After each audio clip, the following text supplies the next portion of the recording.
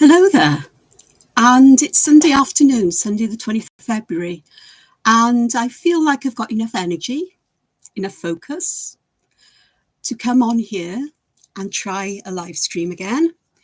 I did one, was it yesterday or the day before, and something went wrong with the processing on YouTube. It said it couldn't process the video. Why? I don't know. My internet connections fast enough and everything else, but what you can see here, if you couldn't join me on the live stream and you were disappointed that the video wasn't available, honestly beyond my control, I think, unless I did something really stupid. But what I've got here is the finished drawing I started in my very first live stream, and it took about 4 hours or so to do, and I draw quite quick. But I'm quite pleased with it. I ended up adding graphite to bring out shadows as well. I used pen to add texture and pattern to bring out highlights and shadows. I used a 0.1 Unipin fine liner for the very fine lines inside the sections. But I also used a white Sakura souffle pen, which dries very opaque, and it is also very slightly raised, but that means that it is white. It may not show up here, but it is, and it shows up particularly well on areas that were originally totally black. I also added, which you'll see if I pick this up and move it a little bit, you can see where things catch the light. I added some iridescent purple watercolor paint as well, because I wanted something that was just that little bit special. And I even added some inside these sections, which you may not be able to pick up. They're just catching and twinkling, they're going in and out. These sections where there were white dots, just to add a bit more sparkle and shine there. I did not go over the top, which is unusual for me. So I'm so sorry you couldn't see the completed version of this. I'm still in two minds about whether graphite was the right idea. I used an ordinary graphite pencil instead of a matte graphite pencil, which has less shine to it and doesn't look quite so. Grey graphite always looks grimy to me, and as much as I like grungy stuff, I prefer coloured grunge rather than grey grunge. And you can see how the graphite shines as well. And that I don't like, but there we are, we've done it. I've remembered what I don't like, which I'll forget again and do the same thing again at some point, because that's how my brain works. So what I have here is, this is an A4 piece. No, is it A4? It's not quite A4, or is it? Yes, it is. I think it's a bit narrower than A4 because it's from a sketchbook and it's perforated on the edges. So A4 is about letter size. There's a bit of a difference. Letter size, I think, is a little narrower and a little longer. But it's mixed media paper. It's Ohuhu mixed media paper. And I've added 2 layers of distress inks on here with water spatters. I've got some runs and all kinds of things. And just used seedless preserves. I've used 4 greens, actually. I used bundled sage, which is very pale. I need to add ink to the ink pad. It's dried out, I think. Peeled paint, which is more of a yellowy green. It's this one. And I added 2 blue greens. One was evergreen bough, which is a very bluey green. And the other one was the darker green you can see in places is pine needles. I used blues, and I used just 2 blues. I used broken china and blue lagoon, which I've got some here and some around here. And of course, where they overlap, the colours mix. So I've got this lovely bluey, light pale bluey green, almost aqua colour here. And over here, I have used rusty hinge, tea dye, and a little bit of bundled twigs, I think it was, for the darker colour. And of course, the water bleached out because I splattered some of it up. Others I let dry, so I've got dark rings in places, not as many as I'd like. But at the end of the day, this is going to show through rather than be the defining characteristic of it all. And the one thing I did before I did this was to erase my pencil lines. Next job, where are my glasses? Oh, Yeah, I do this. I get disorganized completely, but I get there. But let's have a look. So I'm just going to add my pencil lines. I could have done this before I started, but you know, I'm not always the most organized person in this world. That's for sure. I just want to try and get these so they sort of, actually that one could go up just a little bit. I can't find my T-square upstairs, my T-square ruler. It's up here somewhere, but I just don't know where. I've got that there, that one's there, that'll be close enough. There we go. And this one over here. Because although the colours fall outside of this line, I'm happy with that, because you never know. Some of my drawing might fall outside. But I've got this lovely pink area up to the top. Now that pink area speaks to me quite loudly of flowers and leaves and so on.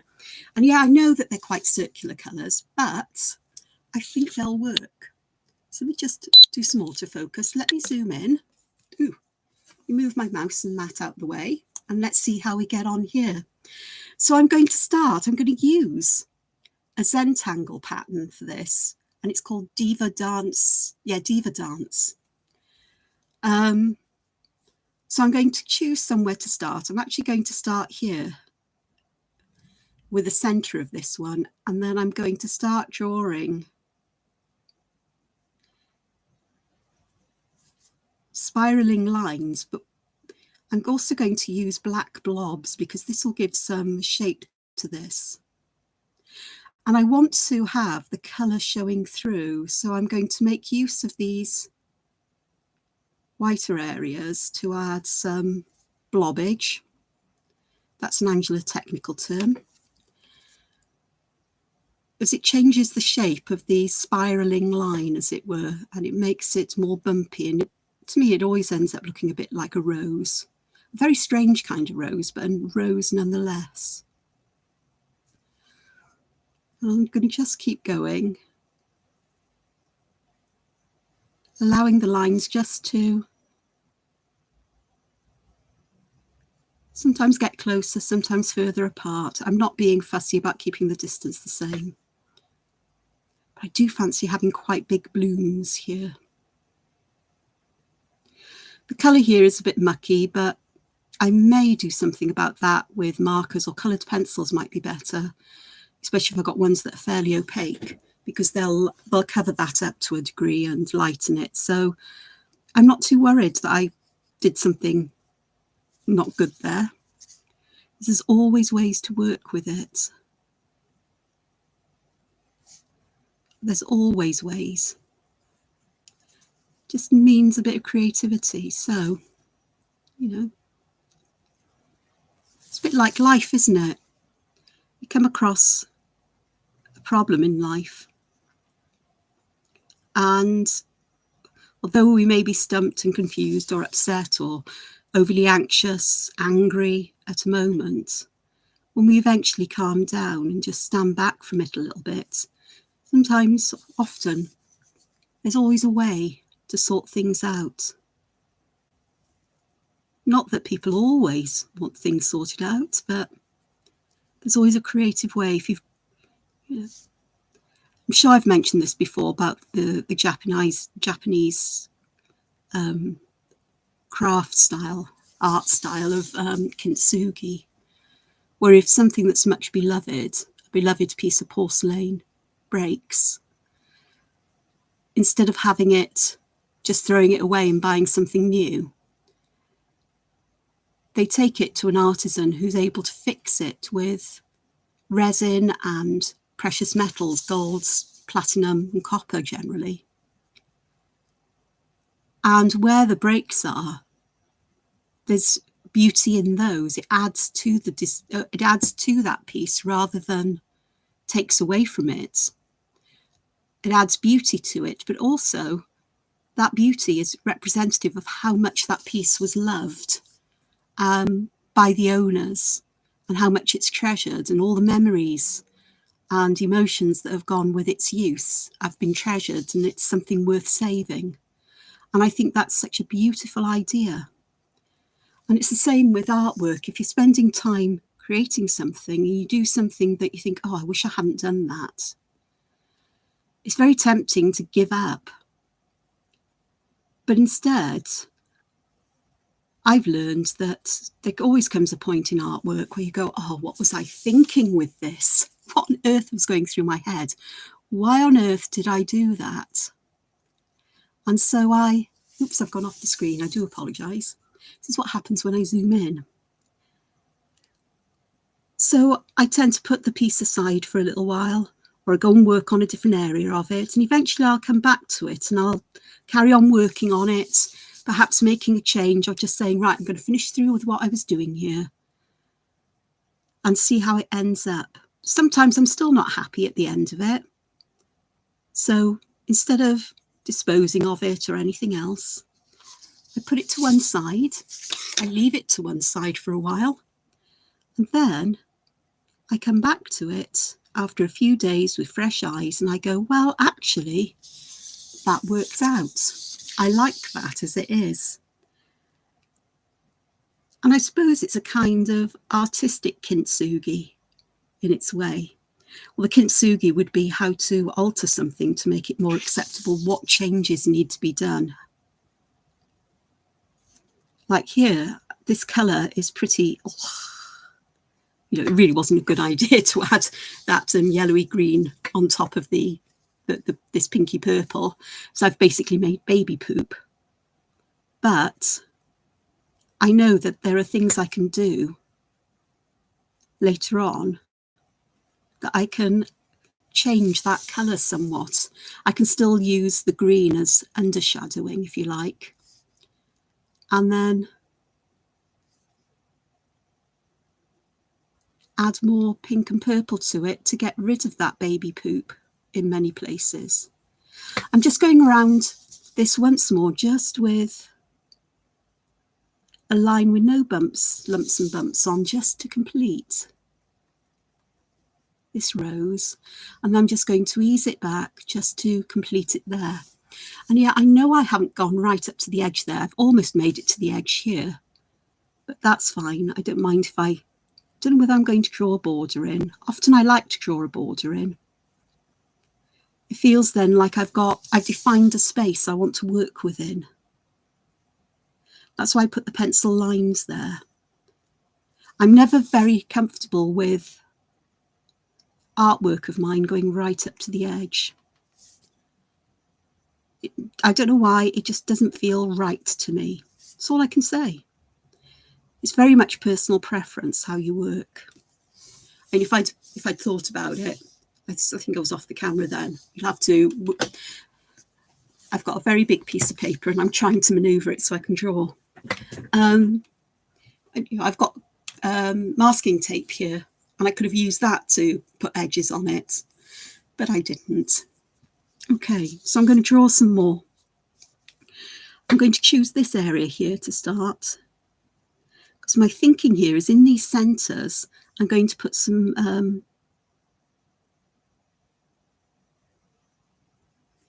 metallic gold, I think would be lovely, or metallic golden paint. Whether that's going to be gouache watercolour or whether I'm going to use a metallic paint pen, I don't know. But I have options for it, or a glitter gel pen. I don't know for sure at the moment, but I'll work it out. There's no point me worrying about it now. But I realised when I left that open, that would be a lovely place to put a spot of highlight. This is bigger, which is fine. You know, no two flowers are exactly the same, so none of mine are going to be exactly the same.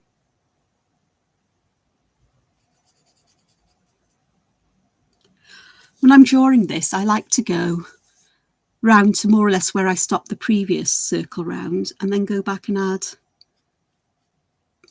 blobs along this line where I, don't overthink it. I just plonk them down. Sometimes I overthink it.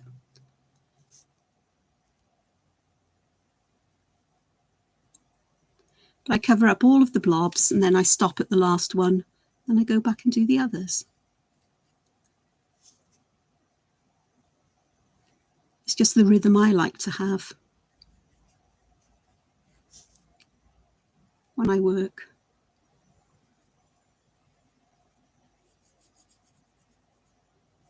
And these don't all have to be, you know, flat blobs on the bottom. They can have dips and peaks on them, as you will.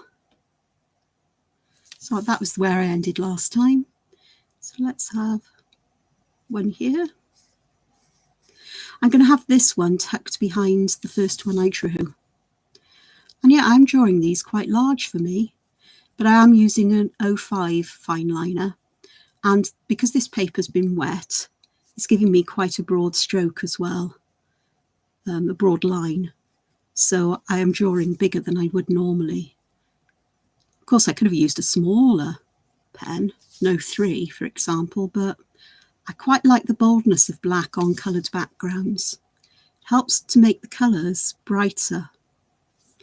That was something I always used when doing displays in my room when I was a teacher. They all thought I was mad when I asked the caretakers, because they said, well, how would you like your room decorated when I started? Or when things were replaced, they put boards up and things in all the rooms. And I said, could I have my boards painted black, please? And they went, pardon? Could you paint them black for me? And they said, are you sure? And the deputy head in charge said, Angela, are you sure about this? I said, yes, absolutely. So they did. And of course, without anything on, it was very dour and dark looking, although I quite liked it. But then when I put students' work up and colourful posters that I'd created, yeah, it took me a long while. I just said that, and gosh, it's taken me a long while to realise that I was always exhibiting my creativity without realising it. Everything was really brightly coloured. I had because Mandelbrot's were a brand new thing early on in my teaching career. So I had lots of postcards around my board just to brighten that space up and to add interest and to start discussions and various other things. There'd be also anything of interest that was, you know, new would go up. And it was said to me not long after, when I'd got the boards covered and everything else, I was told, we thought you were absolutely crazy, but now we've seen what you've done. It looks absolutely amazing. And you're right, the black really does show up the work. And I said, yes, of course it does. Not daft, you know. I think I'm a bit of a pink or purple goth, really. But I do like things with a black background still. I know traditionally it's supposed to be white for artwork, but I like the way black does make things look a lot brighter. So that's just me, though. Everybody's different, which is what makes life so very interesting.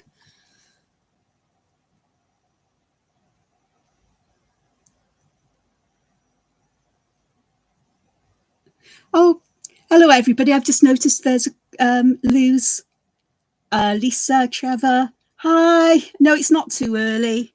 And I'm so glad you've come and joined me and have said hello, because sometimes, you know, it's quite nice to do it live when people come and chat, even though I don't always pay attention, because at least I don't feel like I'm talking to myself. And I've forgotten what I was talking about. So not that it matters, because I'm just wittering on here.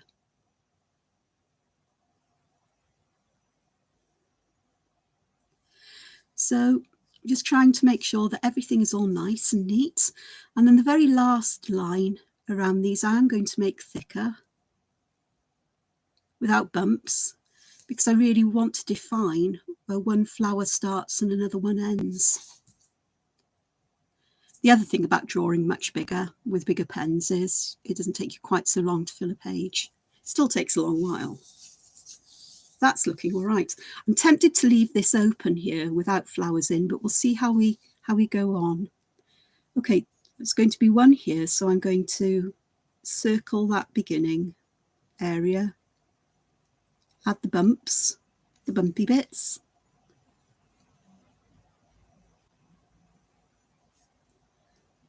Now I'm doing very smooth little lumpy bits, but they would work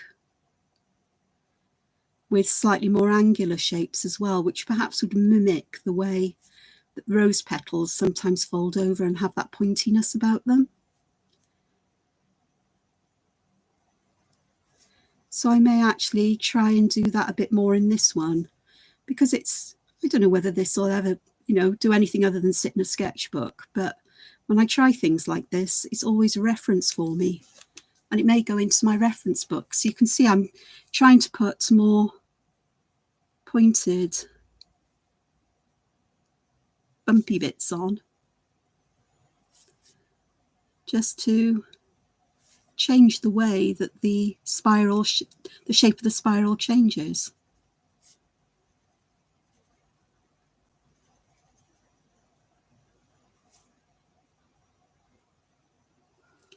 I really am going to have to sort out some Zoom meetings. Oh, you were listening about my blackboards. Yeah.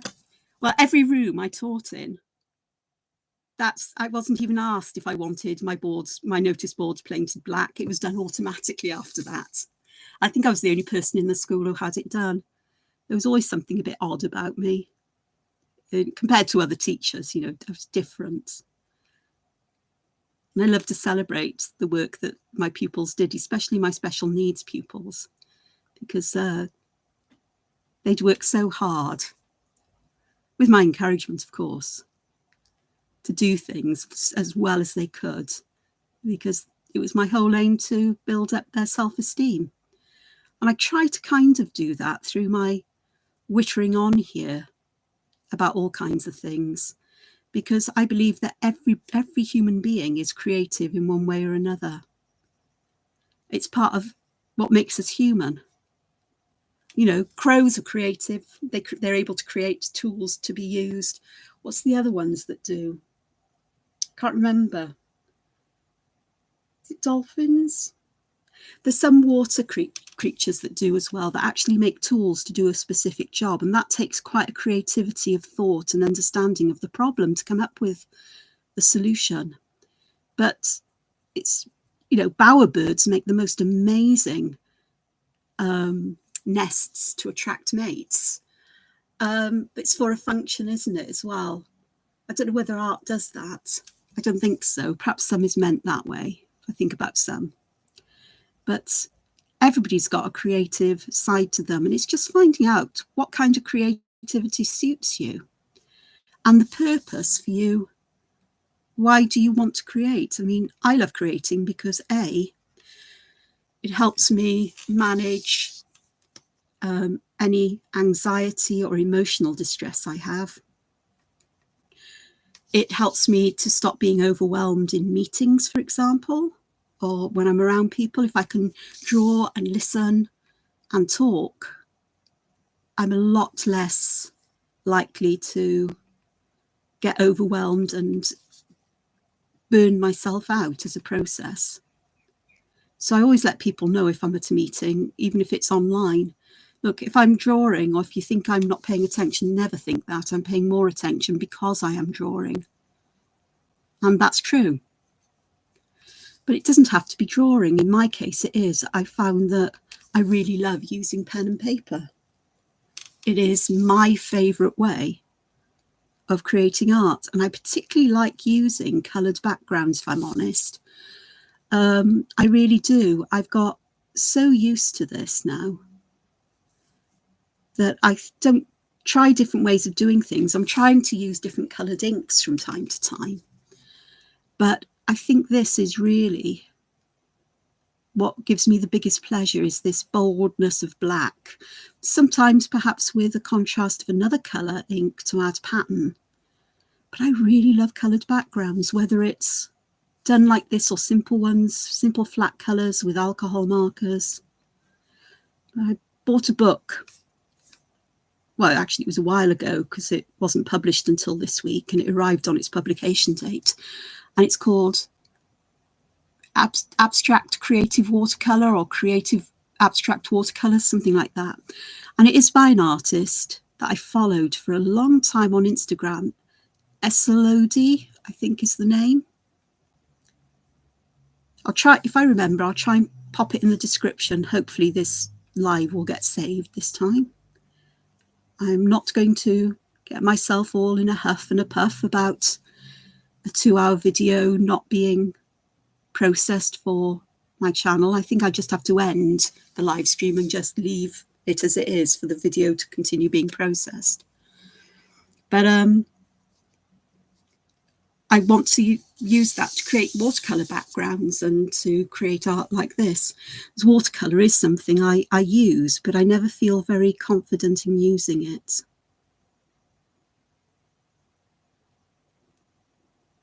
Oh, I forgot the lumpy bumps on this bit. That's okay, because we can add them like so. They'll be fine.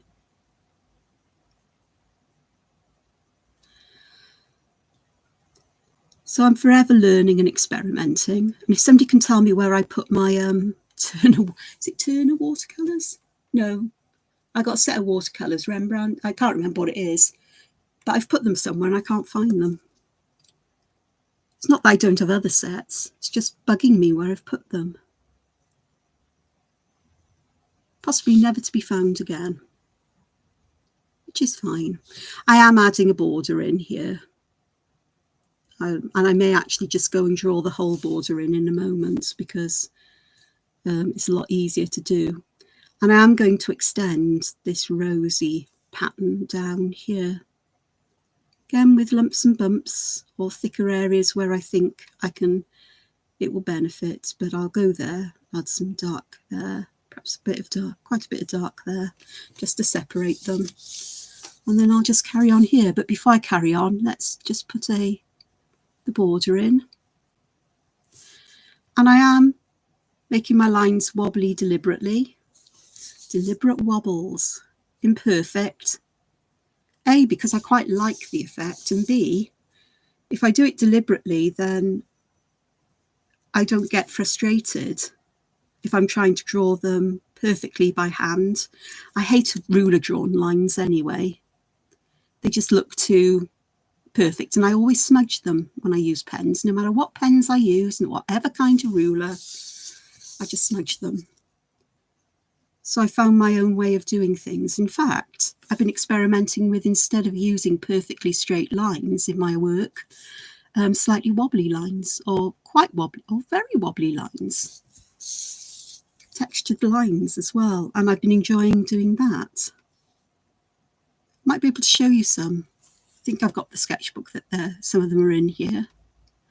Although I think some of the artwork is elsewhere as well. I've got to find it all. Safe, which means I'll never find it. But instantly, let me zoom out. Well, I hope the Easter Bunny hasn't eaten my watercolours. Perhaps that's the reason why we get coloured Easter eggs. They go around stealing watercolours from artists who don't use them regularly enough. Just by adding this line, I suddenly feel like I've got a frame here, and it feels like I'm drawing within that. It's my view of the world. It's how my brain's seeing some part of the world, or the, whatever. And it just feels more natural to me for that to be the case. So let's go down here. Water bunnies. Water bunnies? What are water bunnies? I've got no idea. Don't know where that came from. Water bunnies, watercolours, and Easter bunnies. That's what they reproduce. Watercolour bunnies. Water bunnies.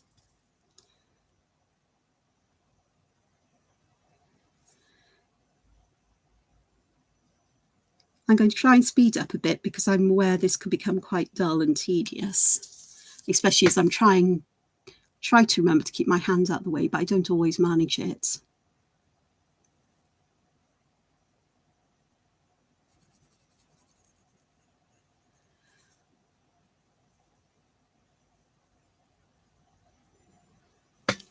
The other thing that I'm a great believer in as well when it comes to art, I know that many people will come and use my art as inspiration, perhaps will draw along with me when they watch the video, or when they watch the video again, or while they're watching the video.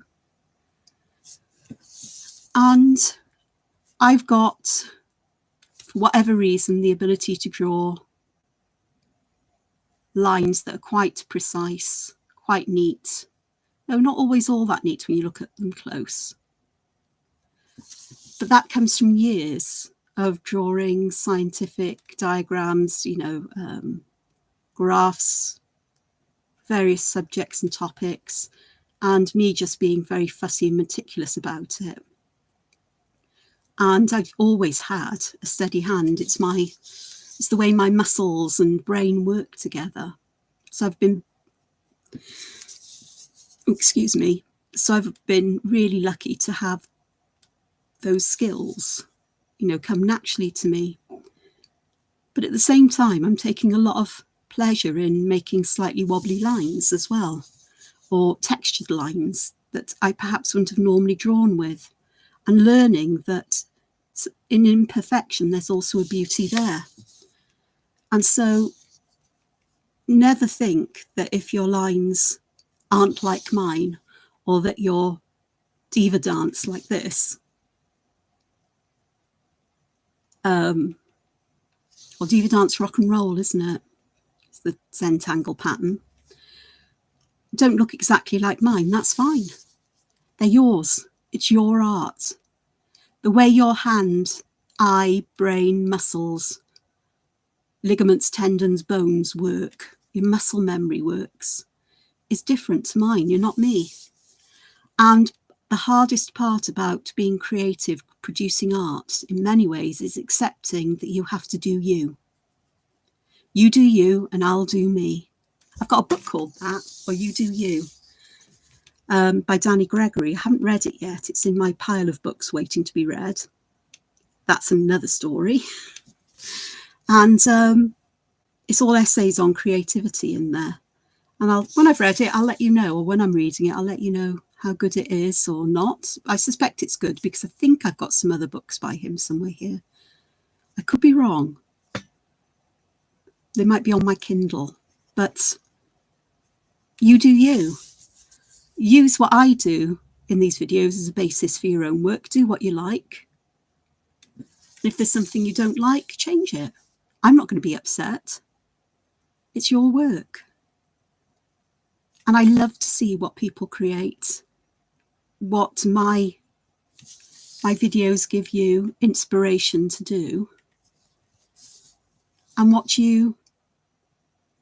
so please tag me in the work if you show it on social media anywhere. I'm usually Angela Porter Artword, or just Artword, depending on which platform. Yes, I ought to really get those all sorted. An Artword is ARTWYRD. But I genuinely do love to see what people create. I love to see your own creativity. I mean, I'm lucky enough that I've got two sets of distress inks and distress oxide inks.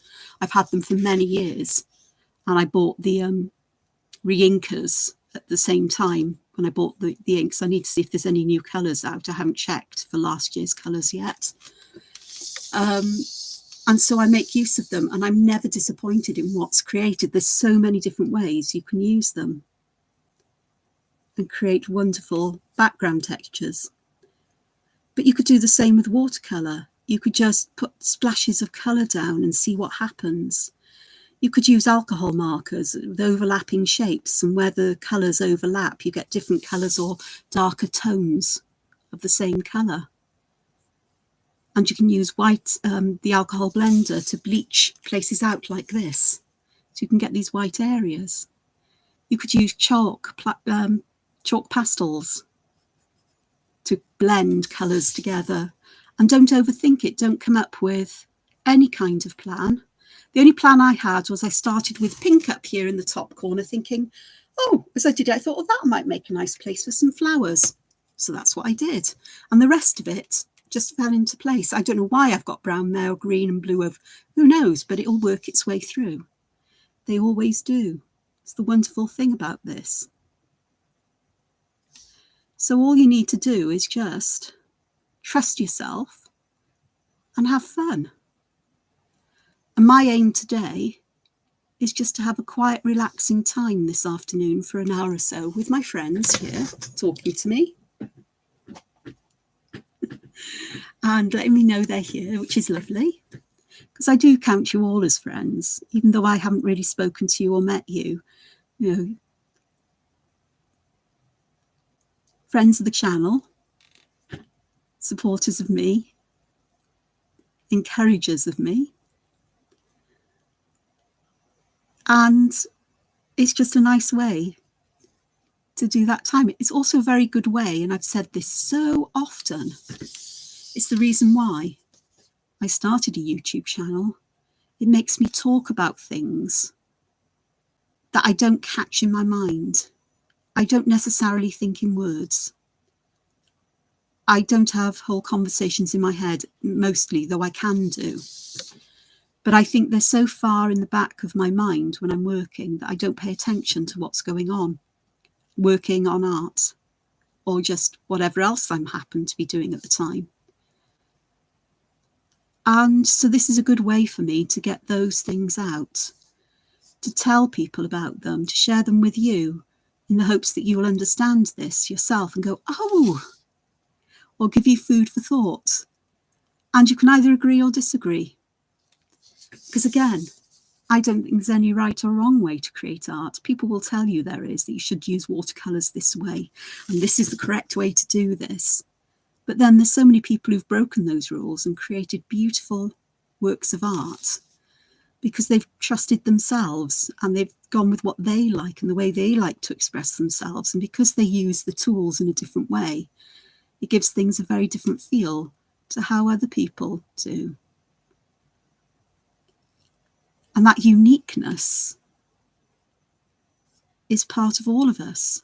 And I'm using a Zentangle pattern here, but it most probably will be the only Zentangle pattern I use. Is because I have a particular fondness for diva dance. I really do.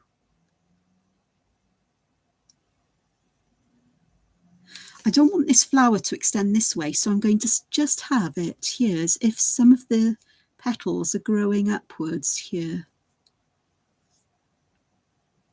Like so. Oh, we've got some very raggedy edges there, which is actually quite good for the outside petals, isn't it? Because they tend to be a little bit on the raggedy side. And now that looks like there's some dimension to that flower. It's not just flat like the others. That's interesting. Never done that before. So I just went with it and I've created something that's a little bit different. I may just add some extra little bits here just to help to carry that along.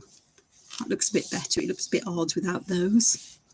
I am going to put a flower here, even though this is mostly green, because I am going to put one here, but I'm going to try to stop it around here, I think, as I look at this, because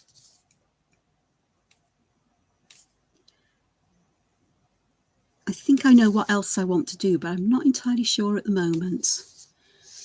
Oh, this needs to be finished over here, doesn't it? See, I know what I did here. I got carried away with the border, didn't I?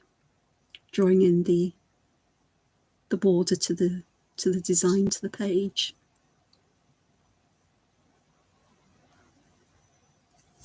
That's okay. And here, I know it's green.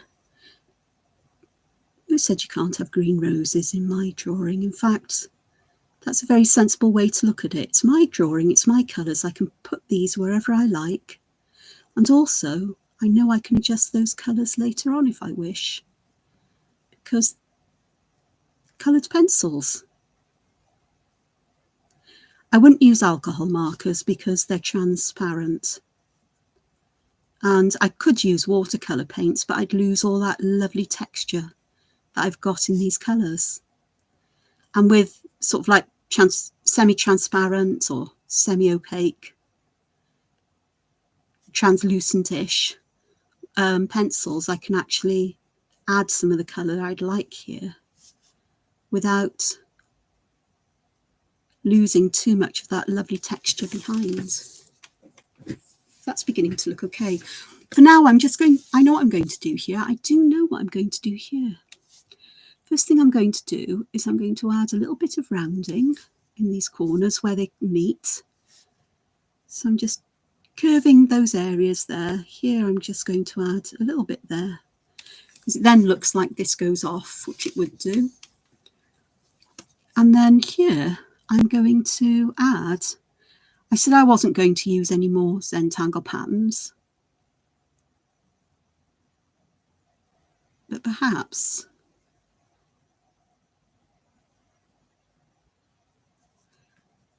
this is a variation of their muka. It's something I've drawn for a long time. So I've taken one line, I've drawn up here, I've spiraled around, keeping the spiral close here, and then brought in the other side of the stem there. And I've got a lot of space here, and I'm going to leave that little bit of space there open to let some of that colour show through. That actually works nicely. And then I can bring others down and around here.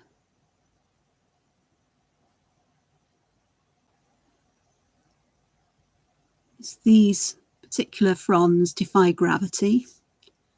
They're happy to grow in whatever direction they can. And they particularly like to butt up against each other, cuddle up.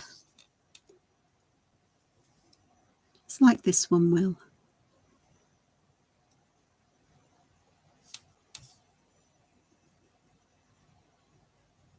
There we go.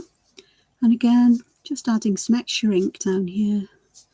And I will add extra ink as well on the bottom of each of these lines, including the spirals, as it adds dimension instantly. There'll be more work done later on, no doubt. I'm going to add some here, one here, just for now. And this then is going to be my leafy motif for this, because I'm not going to try to use too many different things here. That one's got a tiny little spiral there, I've just realised, and I'm fine with that.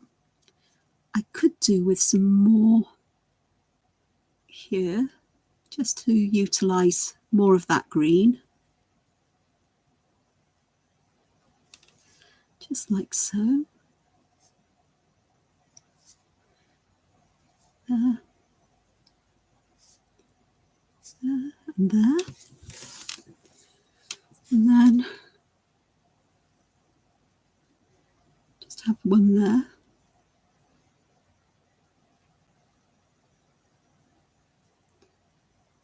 Like so. Trying to think about this as I create work nowadays. It doesn't always happen this way, but as I'm trying to limit the colours I've used, which is a joke with this one really. Well, I've used green, pink, brown and blues, and they've blended to make other colours, so you know. Oh, why don't I call it from the outside inwards? I don't know why not. I think it's because it feels more natural for me to do it that way. I feel more in control of the shapes. I've tried doing it from the outside in and it just doesn't work for me. But I always draw spirals spiraling outwards. So, and I think it's also the randomness of where you place them and the sizing you get, which I quite like. So I've got lots of muka, and yes, I consider you friends because you join me, you leave me lovely messages. And even though I haven't met you in real life, one day when I know what I've got time and I've got the energy, I'm going to set up Zoom meetings for different times of the day so different people around the world can join me and come and have a chat and meet me and so on, because I think that's important. And yeah, and perhaps organise, you know, a draw together time, you know, come draw with me. Come dance with me, come draw with me, or just come and draw. You don't have to draw what I'm doing, but just come along and spend some time and chat, because that's always something nice to do. It'd be lovely if I could find people local to me, perhaps, where I could just do that, because I think I'd be more comfortable sharing an activity that I am quite passionate about than, well, I know I am, than talking small talk. I'm not very good at small talk. I try, but I never seem to quite understand it, get it. And, you know, the unfortunate thing is that if somebody starts talking to me about the weather, and I'll answer usually with an explanation of why we've got the weather, what kind of clouds they are, how they form, you know, orographic rainfall and goodness knows what. And yeah, I like to share what I know. So, and once I've started, unless somebody tells me to stop, I won't until I realise what I'm doing. And then I'll get all embarrassed going, I've done it again, haven't I? A good friend of mine says that it's quite delightful. But I'm thinking, yeah, but doesn't it make it all about me? And I'm going, yeah, no, it's delightful. It can be frustrating if you don't want to hear about it, but it's delightful to hear you in full flow and passionate about something. So, and I am passionate about art.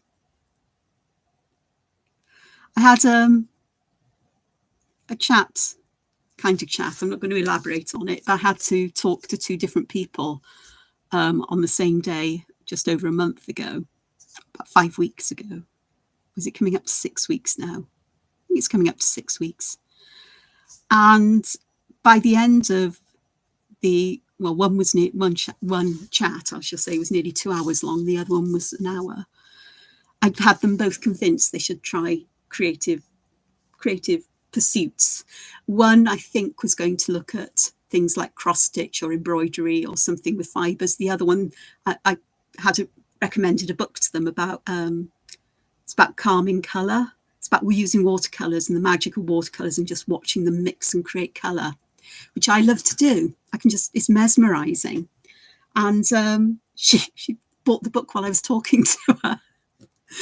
So I've already convinced you. Wherever I go, I get very passionate about things, and it can either be infuriating or delightful, apparently. So,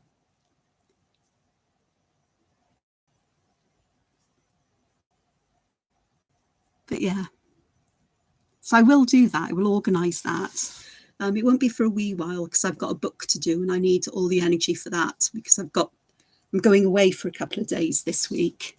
I'm going to visit my sister who lives in deepest, darkest Surrey in England. I live in Wales, different parts of the UK, but still part of the UK. And I haven't been to visit her there for 20 years. And we're going to go to the RHS Gardens, Royal Horticultural Society Gardens in Wisley one day. Though if the weather's really foul, it may be called off because neither of us like getting wet and cold and miserable. But Wisley isn't going anywhere. It's been there for a long time. So I'm looking forward to that. But that means I've got to get a fair number of sketches done, either later today, tomorrow, although I'm a bit confused about when I'm going to visit. Originally, it was arranged for Tuesday, but in a message the other day, she said, oh, Monday, we can have a carpet picnic. We'll go shopping. And I thought, I've heard about her carpet picnics. It's basically an indoor picnic on the carpet. And you just have lots of finger food, nibbles, nice stuff, and just help yourself until you can't have any more or don't want any more. And I'm awkward to feed, I've been vegan now for a good couple of months. But I was hankering cheese last week or the week before, and I just went with it.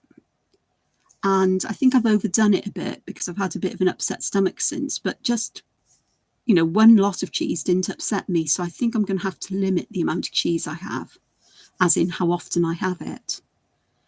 But it'd be the only thing that I actually would use that is vegetarian.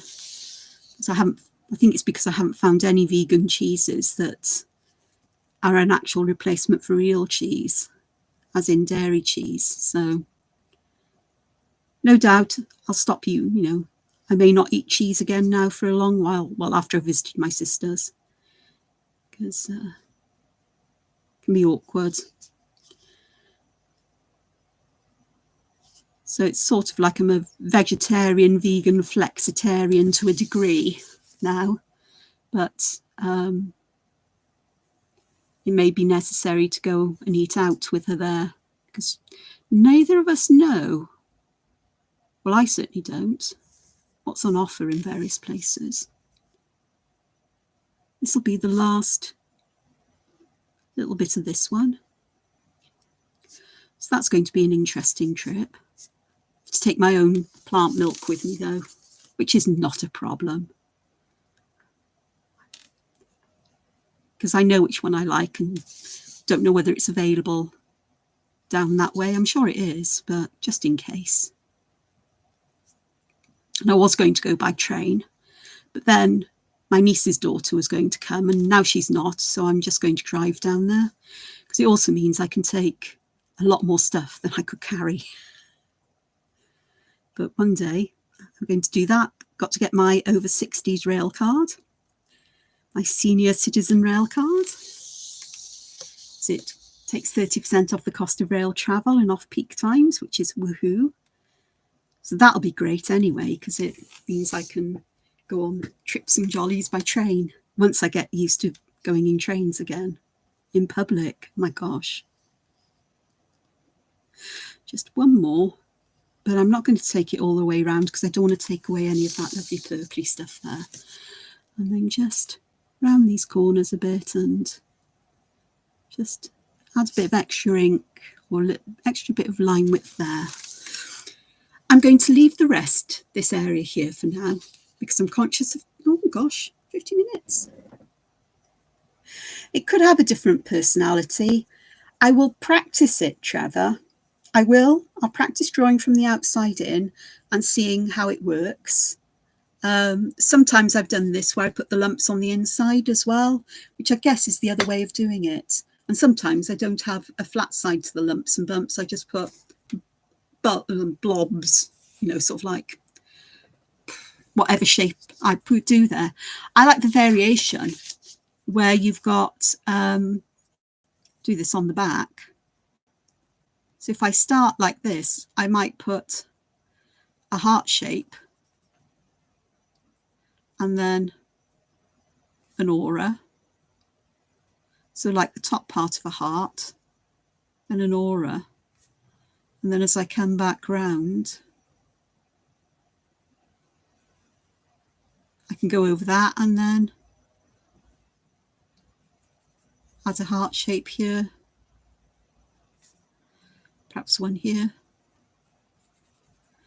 You can do that with all kinds of shapes as well. And that gives a different feel to the flower. And almost you could leave the inside part open and add colour to it then. So that would work in a different way as well. And again, I just start there. You could add triangles if you wanted to, perhaps with auras around them.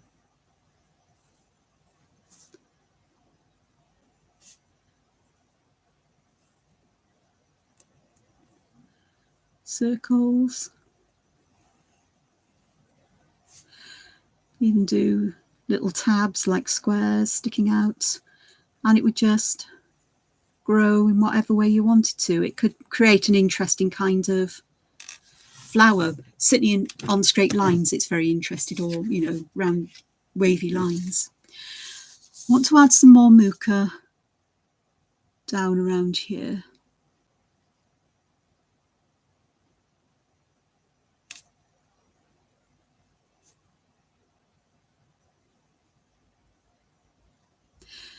Muka, as it's called in Zentangle, is a lovely shape of a leaf or a frond. It's very simple, but it's very effective as well. And the way that it can fill in different areas so elegantly, it's quite forgiving in its way, and so many ways of using it. But I quite like the open simplicity of it as a contrast to the ink dense roses. So I'm just adding some here. I'm following this green area. Ooh, that ended up a bit odd there, but I'm fine with odd. You know, unique, shall we say. So just remember to add that ink to the base, and remember to put all the little blobs of ink in there. And then have a look here. So how am I going to fit this? I think I'll go up round this way for here.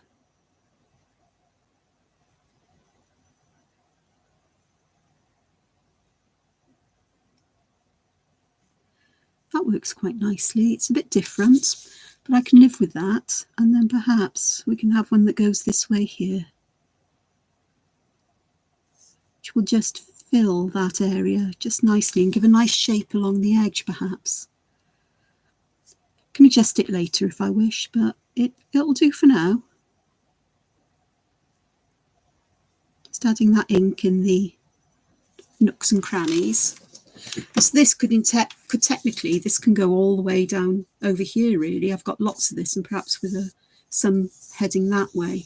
But I'm going to leave that where it is for now because I've made a start on it and I've got more space here for other flowers which I can go back to because I don't need to worry too much about getting them in here and now. And I'd like to show you some more of my thinking before I finish this stream for today.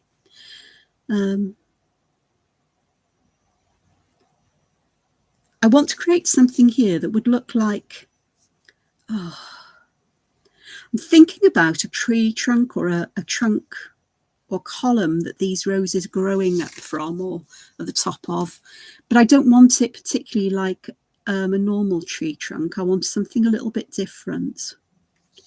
So I'm going with my weird and wonderful shapes and line shapes that I love to draw. And I am going to make use of a finer pen here as well, because I'm going to have some quite large spaces here, but I want something that is a finer line just to help to bring in some kind of separation here as well. The other thing is that a finer pen really helps with adding those extra bits of ink on the corners.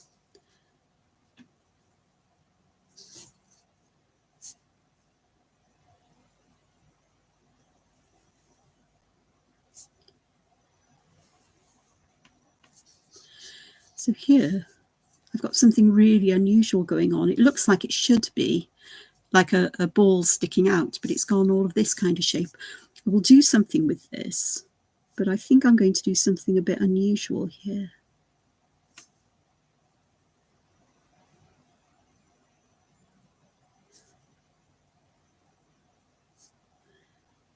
Don't know why, but that feels the right thing to do. I'm not overthinking this. I'm just letting my hand or my pen create lines that just seem to go right. My brain's not really thinking it. I'm just doing it. And again, if, you know, little bits of adjustment can be made along the way, which is always a good thing.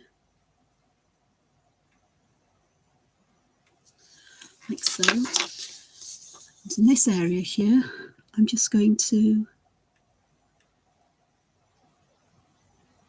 draw something that looks like a mini mooka, but it's not really, as it's part of the structure that's underneath here, the column or the trunk. I'm not quite sure how you would think of it, but it's just one of those things that is just really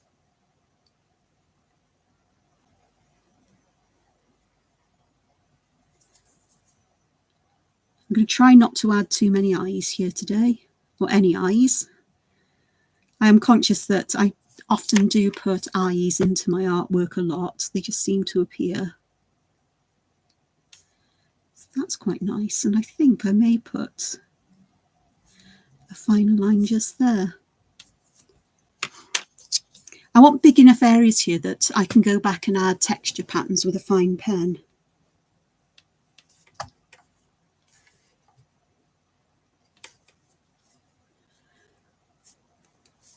You have a look here.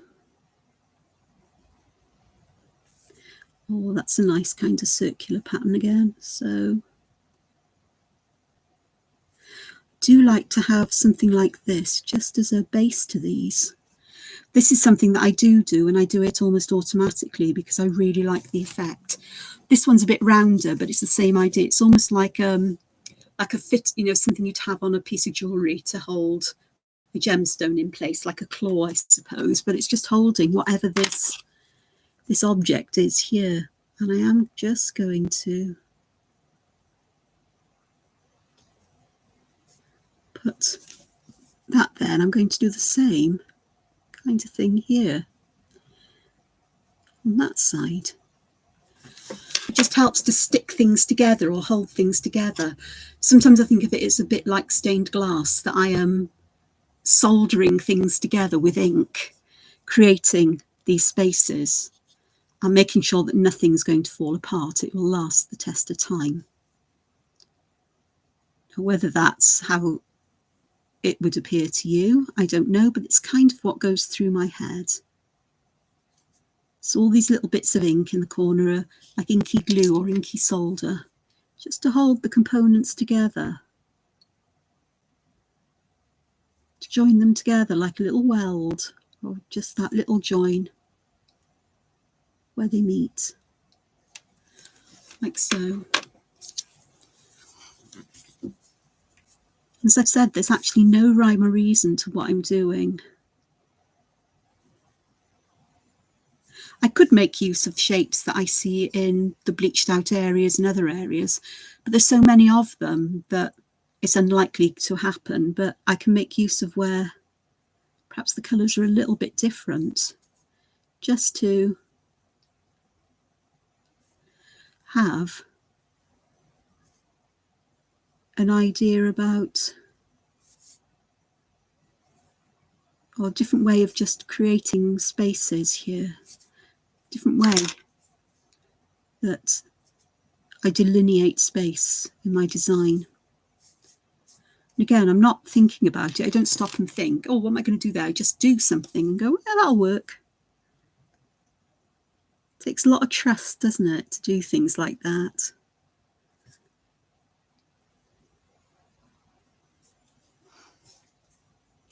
A lot of this is to do with the sensory pleasure I get from this. The way that my hand moves, the kind of lines that I produce that just make me smile inwardly. They give me a sense of joy, I suppose, or pleasure or contentment, comfort, because they are shaped, the way that things are joining are the ways that I enjoy them to do that. Or I enjoy them to do that. That don't make any sense, but hopefully you understand. That's my hope anyway. So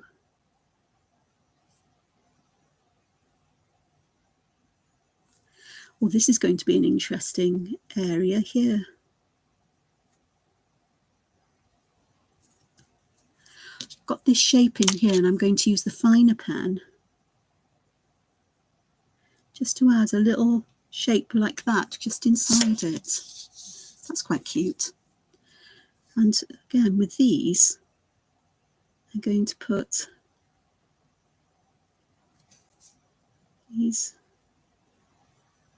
finer lines just to, again, it's creating borders. It's separating the space up. This one needs some more, just needs another one there, I think, and perhaps another one here. Yeah, that works nicely. And I've still got enough space there to put texture patterns in. This one's interesting, and it's almost, I've got this line here which I would like to make use of because it's quite a sharp line, but I can round the edge off and perhaps give us a space here like that. That actually isn't too bad. It's not too shabby at all. And then I'll bring the finer pen in and do these lines like so, and one inside here which I may just take down like that. But already I'm starting to have places here where I can put other shapes. So I've got something that's like the top of a teardrop shape, but it's got a flat, a sort of like truncated top to it. I like the way that line felt as I drew it. I like the way my muscles worked or the way my hands worked, and the feeling of movement along that shape.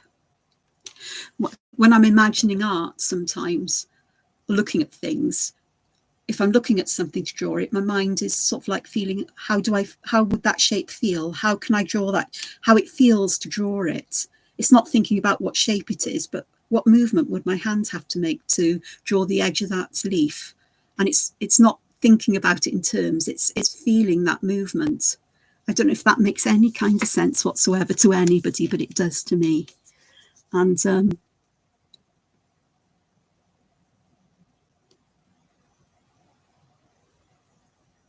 I think I can honestly say that it's rounded shapes and rounded lines that seem to appear in my work. Everything gets rounded in one way or another.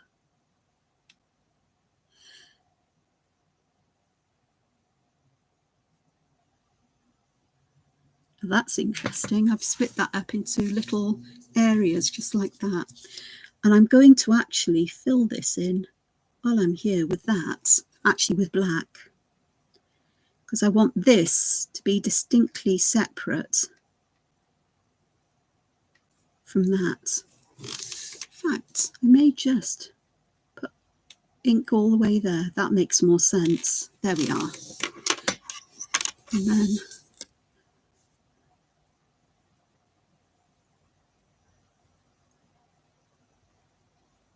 that's good. That works nicely as well.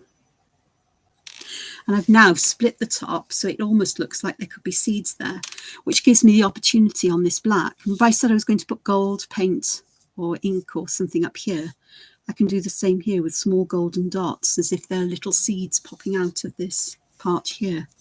So I like that. That's worked out nicely. Also got this shape here.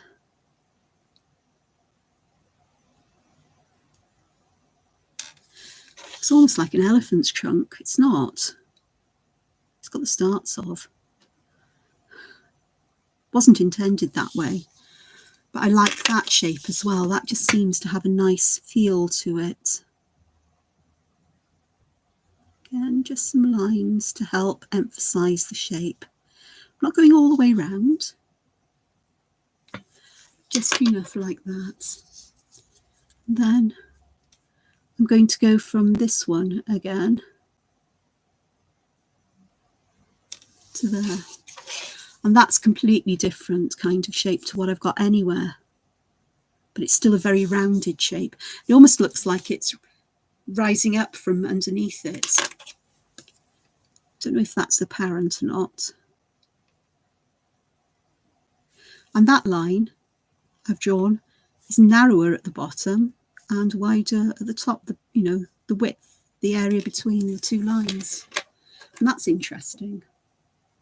That's got the potential to have lines here or shading here that gives the appearance of this either falling away or curving up, depending on how I execute them. And I don't mean kill them, because I don't want to kill this drawing. I'm quite enjoying this as it is.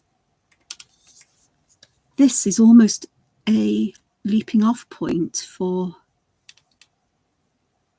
oh, I've just made that, for shapes that are supportive now of these flowers. They're not leaves, they're not mucas, but they are just something here that, like a branch, is supporting them. So instead of a tree branch, I've got something else going on here, which I really do quite like. And I'm going to see if I can do something here as well. Yes, they overlap. Who says they can't? It's my tree. I can have it do whatever I want it to do, so I'm electing to do this. Like so. And again then,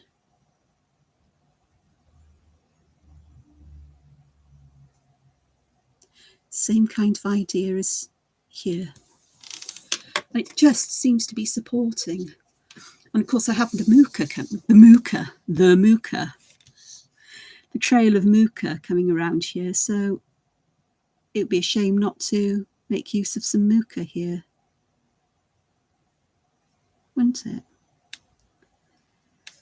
There we go. And then perhaps some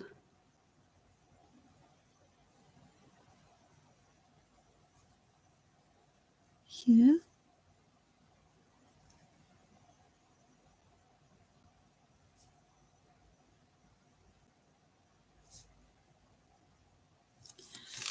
It's actually looking really nice. And I think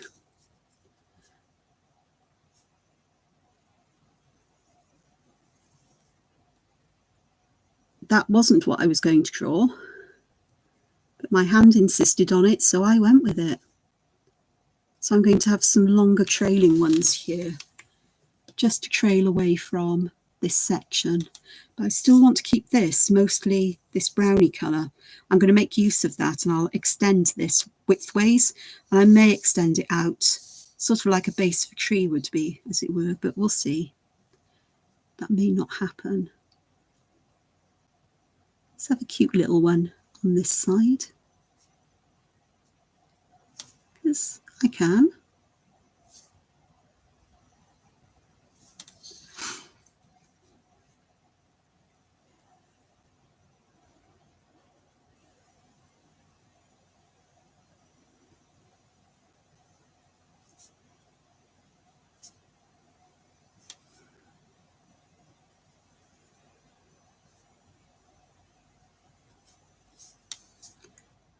There. There's going to be some interesting connections to be made here. I'm going to start with those two just coming together. Now, do I need to fill that space up there with Muka? I'm not really sure. I may just pop one in that touches all of these, and then that will be enough of a filler for this, I think. Yeah, I think that works okay just as it is. Just go back and thicken lines and get the inky solder going. And here I'll just add an area of just black there, that'll do. And then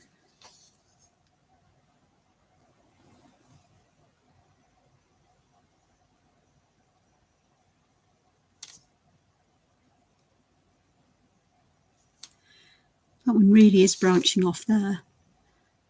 Normally, a junction like this, where one joins another one, would, without the gap there, would bother me a bit, but it doesn't here. It's just what it is. It's just what is occurring.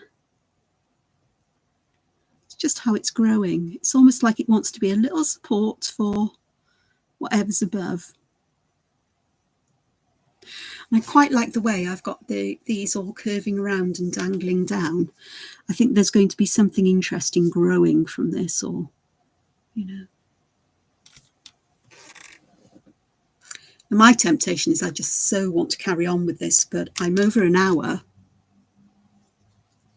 And I'm not sure whether it was doing 2-hour live that Muka YouTube didn't like the other day. Could be. But just going to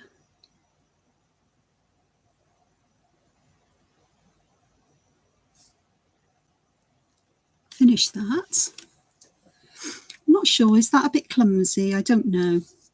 It's not finished, so things can look a bit clumsy, a bit awkward until it all gets finished.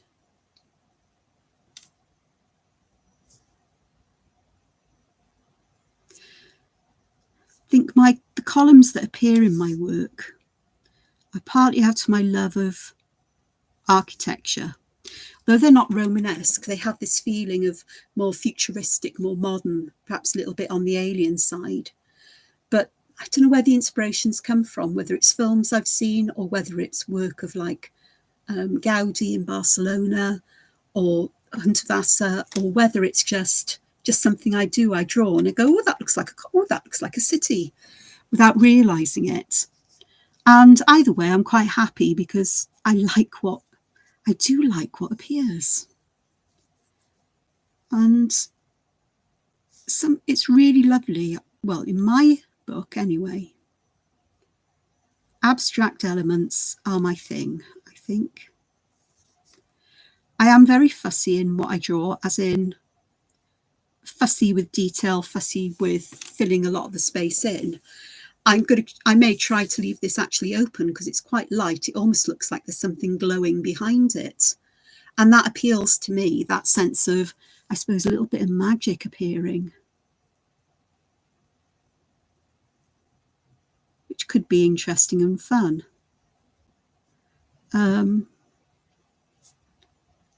But it's really hard for me to leave spaces. I have to consciously think about doing that. I have to remember it's something I need to do, because my inclination is to fill the whole paper up with pen drawing and so on. But this colour here to me is so lovely. It's sort of like a lovely orangey brown, like very pale rust, and the white areas almost look like lights shining and glowing, and I really like that. And I know I can enhance that by splattering gold over it or something like that, just to add that little bit of sparkle, which could be fun. It definitely could be fun. Put the lid on my O3. Let's see, how am I going to join these together? Getting some dense bushiness of Muka bushiness, bushy Muka here. Whereas this is more delicate and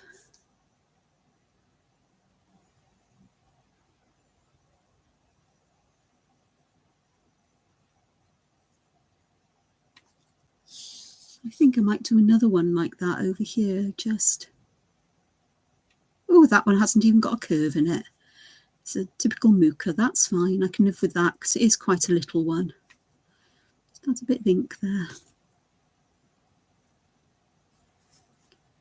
Up there as well.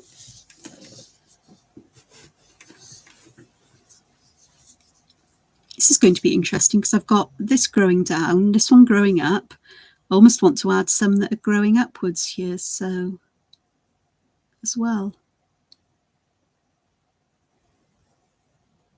Again, I think in the past that might have bothered me, that I've got something that appears to be just stuck onto this. But who's to say that's not how Muka grow? And buds. Or perhaps this connects behind this. Perhaps the join is on the back of the Muka, where we can't see it.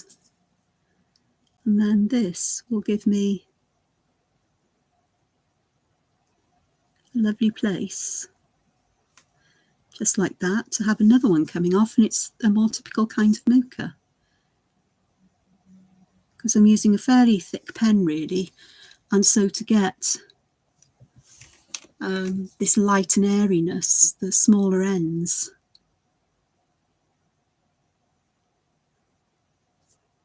the smaller bulbs on the end, I need to not have the spiral in them to keep them light and airy, isn't it?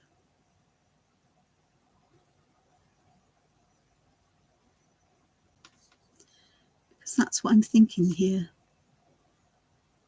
I think I'm getting to the point where I'll have done enough of this. I'm just having a look to see. I think I just want a little bit more down here. And I think that's where I'm going to make use of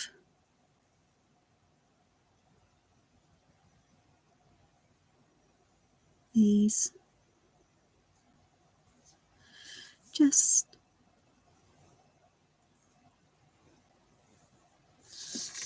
coming together like so.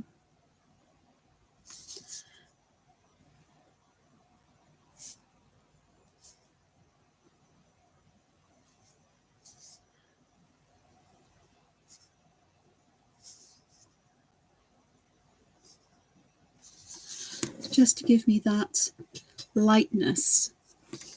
And again, I do feel I want to have some that will just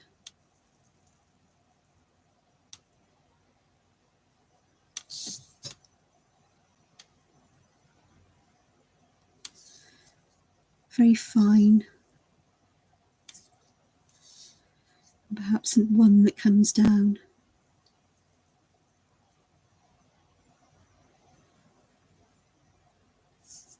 Like so.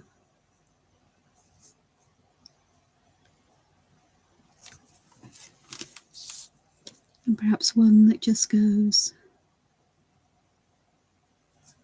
like that. Just need that little bit of ink there. I'd like one that goes like that.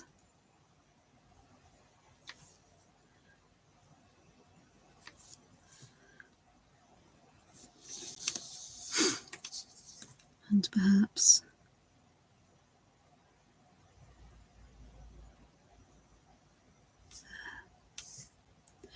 sometimes it's hard for me to know when to stop, when enough is enough. And so I'm going to err on the side of caution and just stop here for now and give it a rest, because I want to add more. I want to do the other diva dance here. I'm not going to do that now. I may do it before I video again, but I would just like to see how this grows and develops and add other elements in, and then see what happens here. These spaces here will be just perfect for things like tipple or little pebbles or something like that in there, and going Zentangly, or for filling with cross hatching, something to darken them and put them as shadow, or to put shadow behind them. I'm not using graphite on this. There's no way I'm spoiling these colours with graphite. My mind, it spoils the colours. But I do want to add more. This definitely needs something around here. And it's an uncoloured Muka. I could use some distress ink to colour that in, but the chances I'm going to use something more like coloured pencils or chalk pencils to do that. And here, I just think they're a bit sparse on the end. I did want them a bit long and spindly, but there's just something about having two on their own that just doesn't feel right as I look at them. So this may just be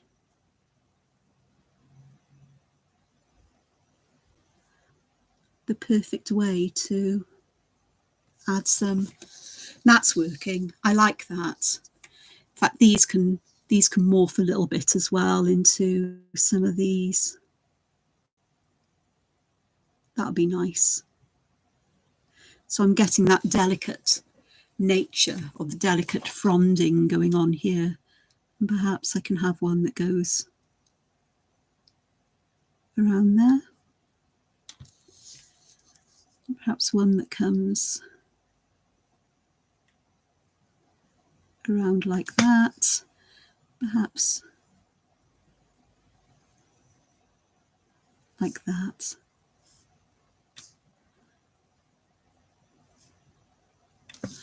Am I happier with that? I think I am. Diva Dance is going to fill this in, so I'm not going to do any more there.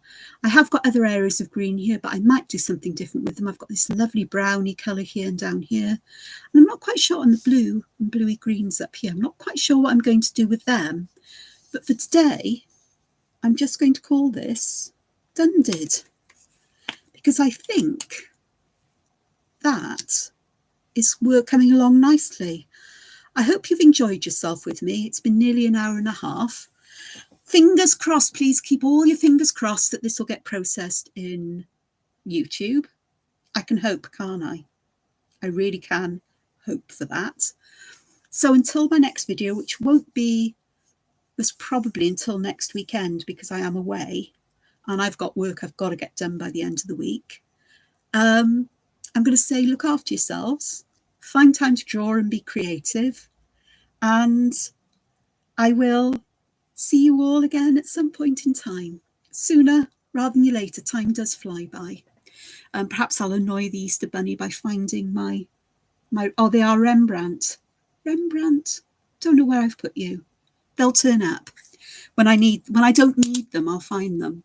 It's not that I don't have other sets of watercolour, but they're lovely. They're professional. Well, they're all mine are professional, actually. Anyway, I'm wittering. Until I see you again, look after yourselves. Have a lovely week.